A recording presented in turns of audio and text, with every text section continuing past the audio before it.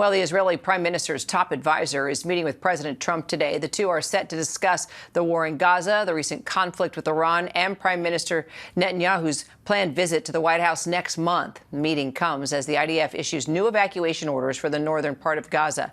Joining me now, foreign correspondent Soufi Burridge, along with our contributor and former senior CIA operative Darrell Blocker. So, Tom, what are some of the key objectives of this meeting between Israel and the U.S.?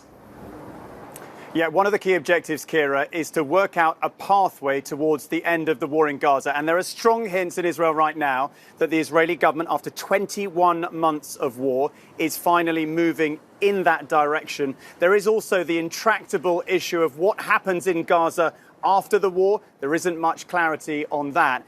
But ending the war in Gaza is absolutely key if Israel, with the US's help, is going to broker more peace deals with key Arab nations in the Middle East. And that is also a very, very important part of today's discussions. So, Tom, Gaza's Hamas-run government media office saying that the Israeli army is deliberately firing on civilians near these aid distribution sites. The IDF blames Hamas for the violence, accusing them of posing as civilians. You know, how do you navigate such a situation like this, and how do you separate fact from fiction? And Darrell, I should probably take that question to you. I mean, that's intel. Well, it's very different. Sorry. As a trained journalist, Kira, I think, look, we have to lay out the facts, all right? Okay, Israel has, for more than a month now, implemented this new controversial system of distributing aid at these very specific points in Gaza. There's 4 at the moment. And look, we have seen and we've verified videos and we've got multiple eyewitness accounts, not just Palestinians, but also medics, Western medics, including Americans on the ground who've been working in Gaza, who have said that they have seen gunshot wounds of multiple casualties after these events. The ICRC, the International Committee for the Red Cross, has said they've seen 20 such incidents, mass casualty events related to the IDF admitting, and the IDF has admitted on multiple occasions, it has opened fire towards civilians.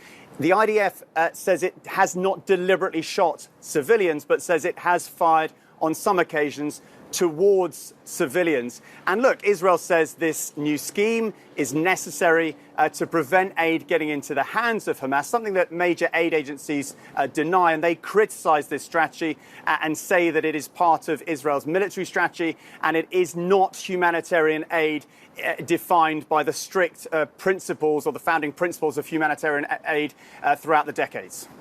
Point well made, and you're right. You're there on the ground, Tom, and you got to figure out, you know, what's happening, what's fact, what's fiction.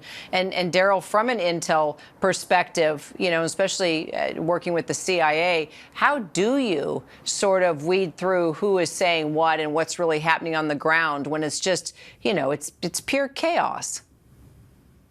It is pure chaos. I was on the ground in the aftermath of Black Hawk Down. I was on the ground in Burundi in the aftermath of the Hutu Tutsi massacres. It's never easy to discern fact on the day in which facts are allegedly being cited. It takes time, it takes effort, it takes hearing all stories from all sides.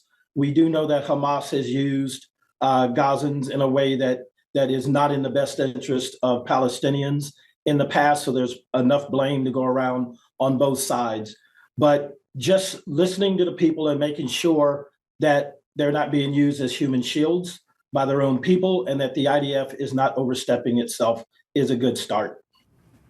All right. Well, Darrell, let's talk about the conflict with Iran now and how it's just playing into everything here between Israel and Hamas. You know, there's been folks out there saying that Israel's trying to, you know, create a distraction with what's happening there in Gaza by, you know, targeting Iran. What are your thoughts? I think if the IDF or Israel needed a distraction, they would have chosen something a whole lot easier than bombing within Iran. I think that's a specious argument at best.